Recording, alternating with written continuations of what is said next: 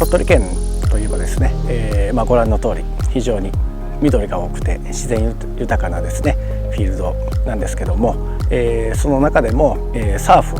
があったり、河川があったり、今来ている、汽水湖がメインとなっております。特に最近ではですね、この汽水湖の釣りというのが非常に人気が高くて、鳥取県を象徴するフィールドと言ってもいいかなと思ってます。今ですね、春先から初夏にかけての時期で、この汽水湖にあたっては、ベイトは非常に豊富で、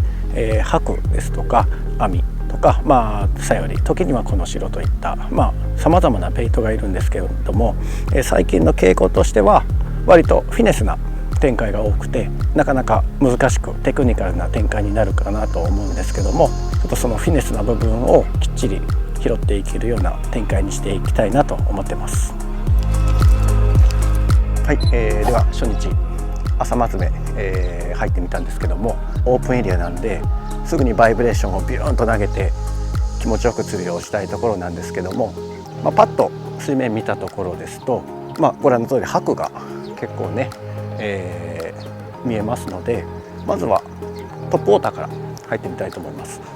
ガボッツの6号ですね。際の魚をですね、ちょっと狙ってみたいと思います。いきなり遠投するのではなくて、近場の魚から、極力変なプレッシャーを与えずにですねアプローチしていきたいと思いますので、本当足元から丁寧に探ってみたいと思います。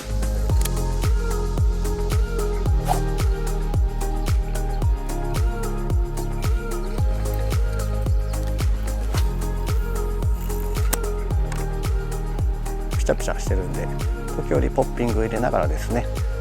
足元のシーバスにアプローチしていきたいと思います。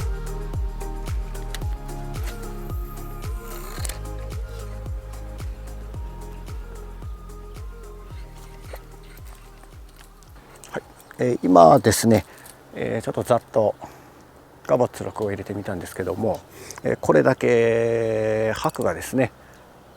いても、全然水面に出ないので、少しレンジを入れたアプローチをかけていこうかなと思います。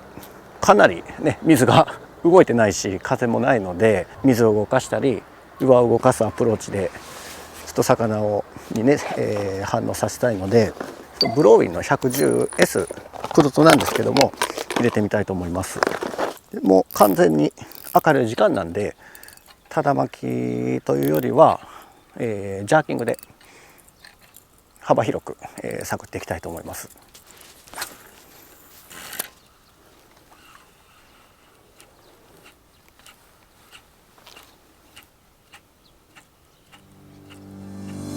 行きました。駆け上がりについてましたね。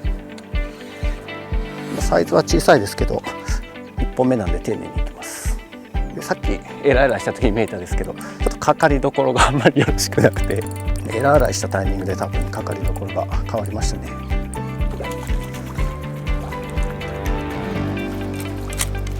スレになっちゃいましたね。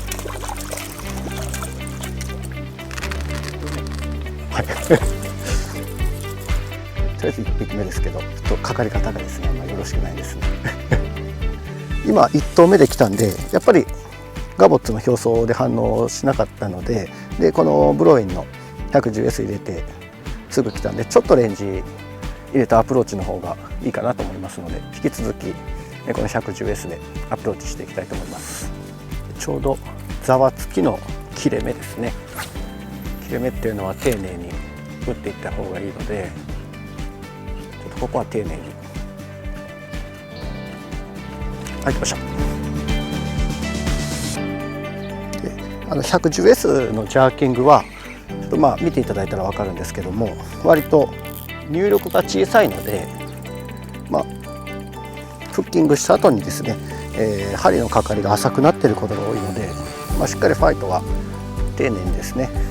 やり取りをしてあげた方がバラシの軽減につながるかなとは思います。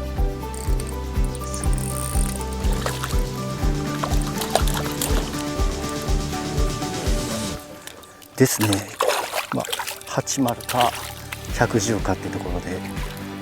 ジャーキングの飛ばしやすさからしたら110なんで、サイズ的に80か、110かっていうサイズなので、多分今この110が非常に当たってるかなと思いますので、反応がなくなるまで110で、丁寧にアプローチかけていきたいなと思います。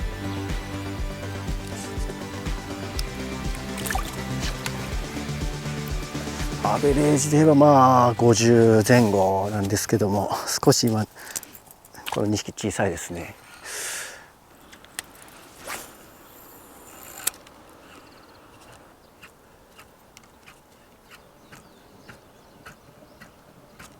来ました。よっしゃ。多分いつきですねこれ。サイズは小さいですけど。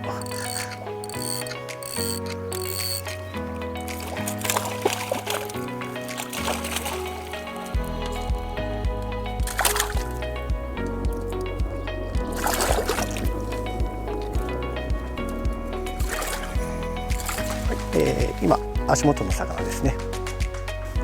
色からしていつきですね。だからリリースしますんで、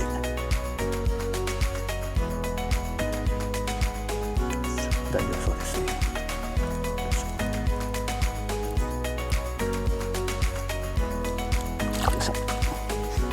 はい。とりあえず小さいですけど3匹目ですね。ちょっと今だいぶ丁寧に角度変えながら打っていったんですけど、なかなかですねちょっとサイズが上がらないので、サイズアップ狙いたいので、もう少しここで打って、で反応がなければもう切り上げて向こうの方に移動してみたいと思います。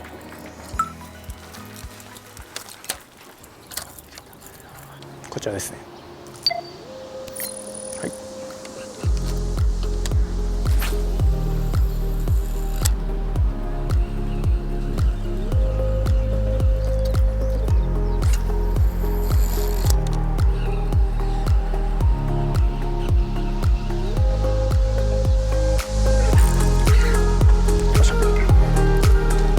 おー、いいジャンプ。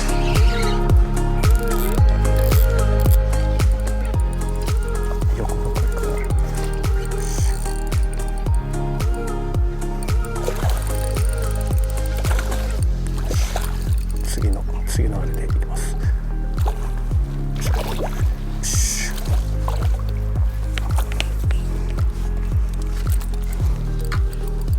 ナレージ5丸です。はい。これもう完全に網食いですね。水が止まってるんで、なるべく波動で寄せたかったので、ナレージの50を入れてみました。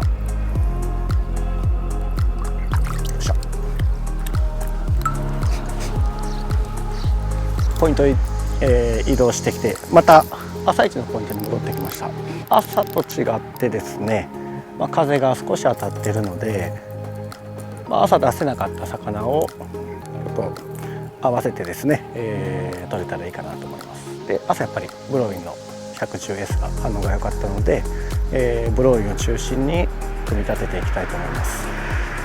まずは手前の駆け上がりを中心に打っていきます。結構このポイントを移動した1投目って結構食ってくることがあるんで、気は抜けないですね。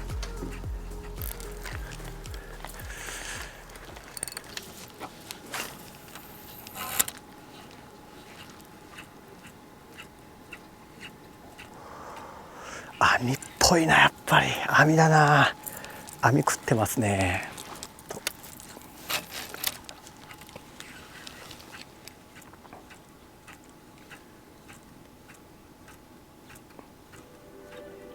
よっしゃ、食った。よっしゃ。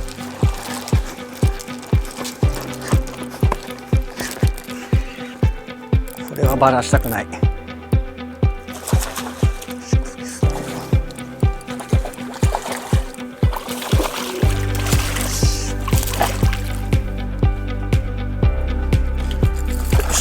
いや、こ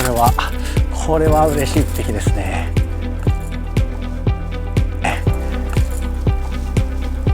ブローイン 110S ですね。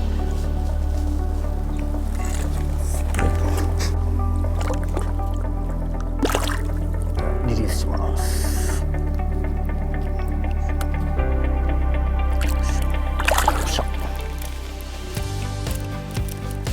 ベタ投げで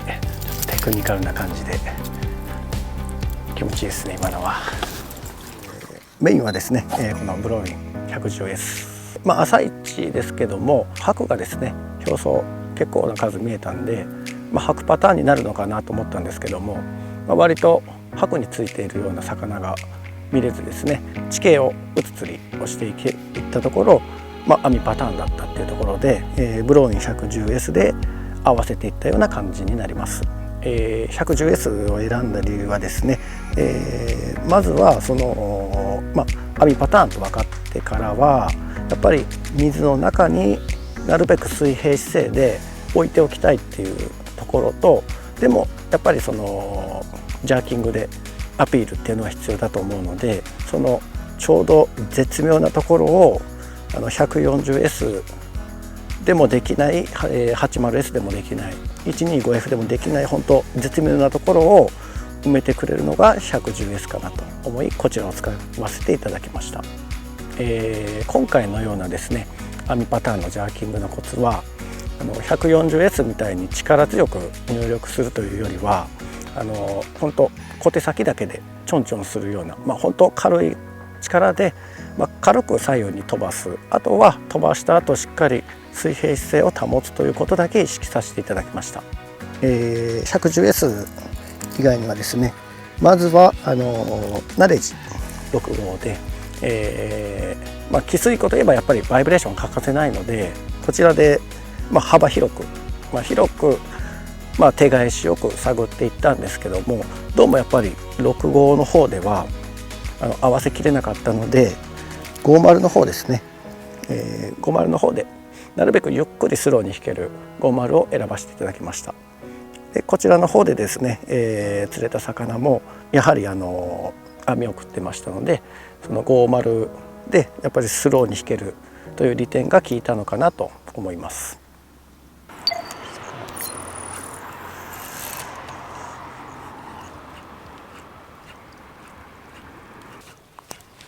おっしゃ来た。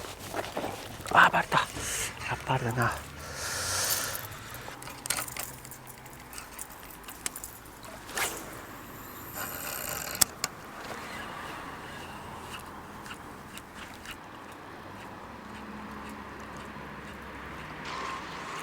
っしゃ、これ白付きだ。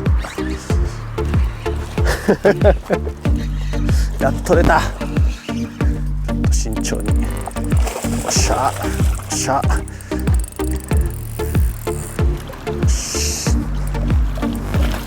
よっしゃ。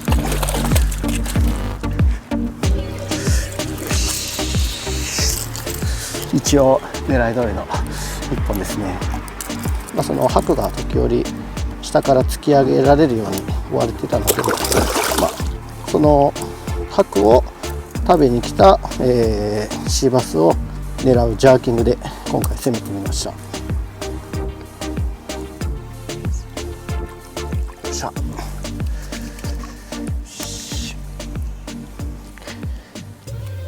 今の1本は嬉しいですね。午前中は網付きで、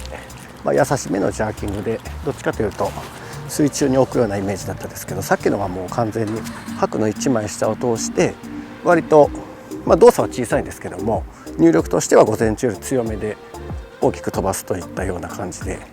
ジャーキングしたら、ちょうど狙い通り下から多分白狙いのスズキサイズの魚がですね突き上げて食ってくれた感じです。はい。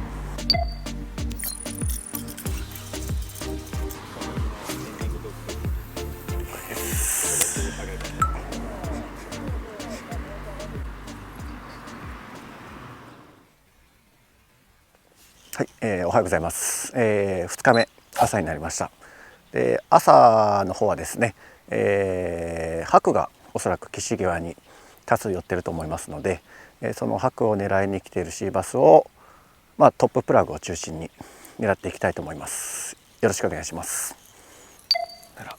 第1投目。ます。ちょっと岸際から狙っていきます。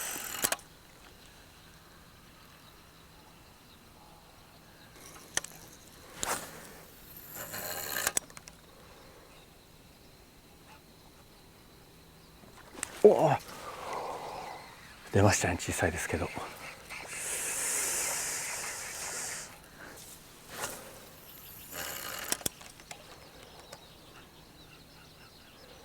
ょっとガボッツ反応がないので、本当はサイズを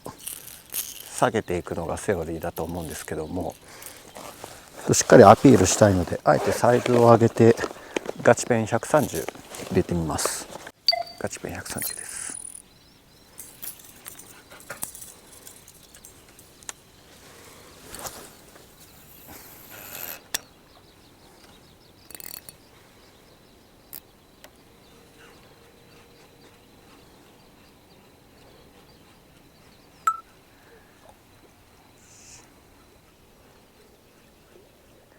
朝一ですね、トップでいろいろ回って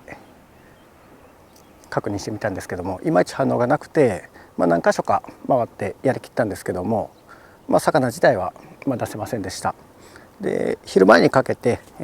風が吹く予報なので、風がしっかり当たるエリアを選んでですね、これから回遊してくるシーバスを狙っていきたいと思います。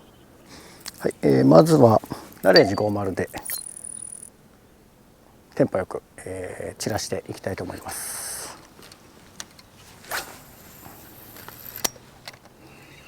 1投目で結構来ることがあるんで気は抜けないですね。まずはただ巻きメインで普通に着水直後から引いていこうかなと思います。で、ただ巻きで反応がなくなってきたらですね、サイドターンフォールとか平打ちとかいろいろアクション入れて反応を見ていこうかなと思います。では、ポイント移動して、風がですね意外と当たってなかったので、もう少し風が正面から当たるポイントに来てみました。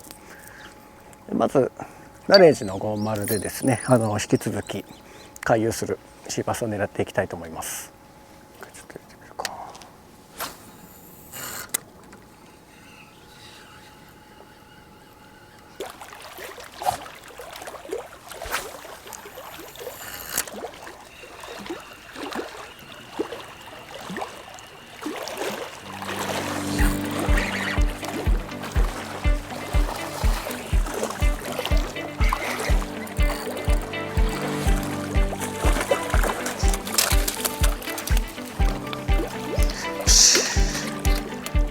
躊躇するとやっぱバレてしまうので、ここは思い切ってファイトさせてもらいました。水温も高くなって、特に地面なんかもすごく熱くて、釣った魚も弱りがちなので、なるべく草の上とか、水に近いところでランニングして、でそのままフック外してリリースしてあげた方が蘇生率も高くなると思いますので、その点だけ気をつけていただければ元気に魚帰ってくれると思いますので。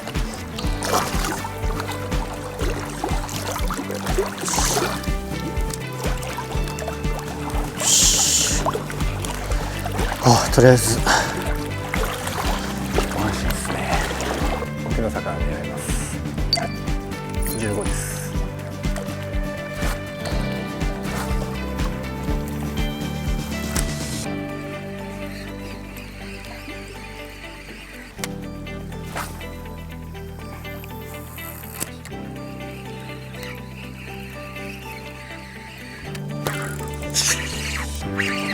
そこあります。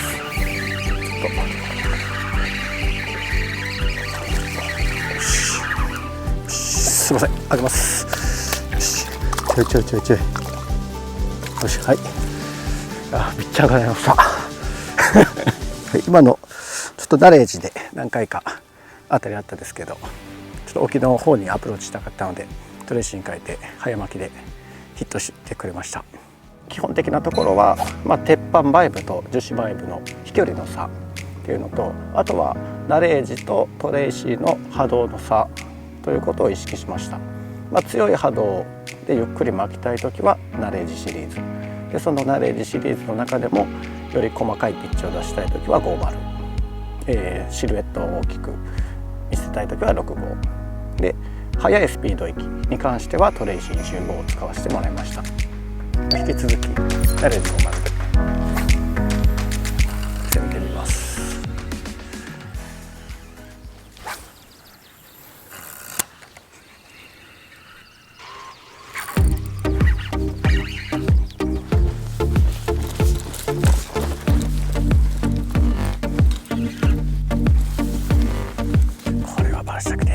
怖えな、姿が見えん。超やばいやばい、A サイズ A サイズ超真剣、やばい。よしよっしゃ、いいサイズ。よしよしゃ、鈴木サイズ。よし、ナレージ50で、割とスローに引いてたらがっつり食ってくれましたね。とりあえずようやく、鈴木サイズですね。やっとちょっとだいぶ元気なのでリリースします。いいですか。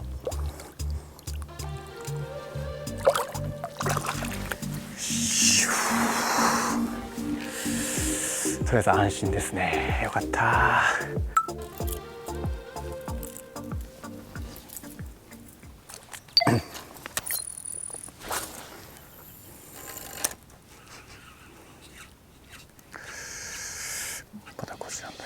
よし、来た。よっしゃ。やっぱり入力が弱い分かかりがちょっと心配なので丁寧にやり取りしてあります。ちょっとちょんがけですね。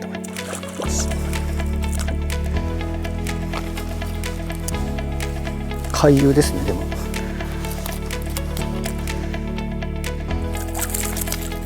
これも回遊狙いで、ヒットしてくれました。大丈夫そうなんでリリースします。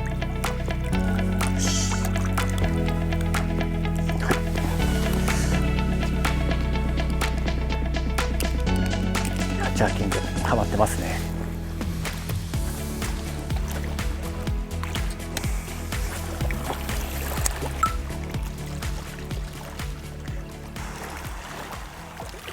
はい、2日間ありがとうございました。最後ですね、なんとかトップで出したかったんですけども、なかなかねうまくいかなかった。ちょっとそこは残念です。で今回ね、2日間の条件としては、最初網パターンで、その初日午後からですね、箔付きの魚を狙っていって、次の日、トップ、朝まずめ、最後の夕まずめとトップでですね、なんとかいいスズキを狙ったんですけども、状況的にやっぱり網パターンであったり、その箔の1枚下っていう、非常にシビアな状況だったんですけども、なんとか、テクニカルなところが見せれたかなと思います。はい、あと今回の実調でですね、いろいろシャロエリアも打たせてもらったんですけども、ウェーディングはしてないのはですね、東郷池の方は、基本ウェーディングはダメということで、漁師さんとですね今後も仲良くやっていきたいと思ってますし、こうやってルールやですねマナーを守って、こういっておかっぱりからですね一周こうやって釣りができるフィールドってなかなか多くないと思いますので、アングラーの皆さんもルールやマナーを守ってですね、こういった素晴らしいフィールドをぜひ皆さんと一緒にですね守っていけたらいいなと思ってます。